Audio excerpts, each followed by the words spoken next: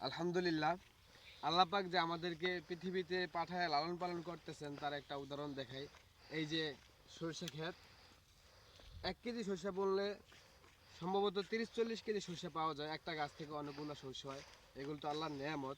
তা আমরা এই নেয়ামত ভোগ করি, কিন্তু নেয়ামতের শুকরিয়া আদায় করি না, কদর আদায় করি না। বিধায় আল্লাহ তাআলা আমাদের কাছ থেকে নেয়ামত ছিনিয়ে নেয়।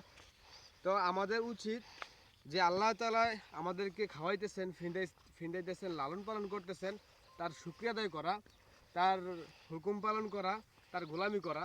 যেহেতু আমাদেরকে দুনিয়াতে পাঠাইছে পরীক্ষা দেওয়ার জন্য, এই পরীক্ষায় আমাদের উত্তীর্ণ হতে হবে। কারণ উত্তীর্ণ না হলে আমাদের জন্য রয়েছে এক ভয়ানক জাহান্নাম।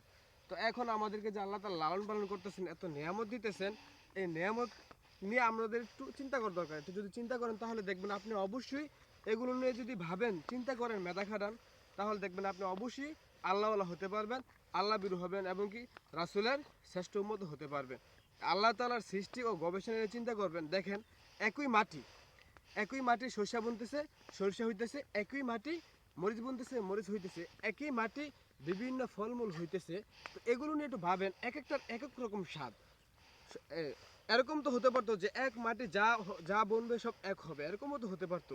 কিন্তু না, আল্লাহ তাআলা প্রত্যেকটাকে পার্থক্য করে তৈরি করতেছেন। মরিচ থেকে মরিচ, সরষা থেকে সরষা, আম গাছ থেকে আম গাছ, কাঁঠাল থেকে কাঁঠাল গাছ থেকে কাঁঠাল, সব কিছু বিভিন্নভাবে বের করতেছেন এক মাটি থেকে।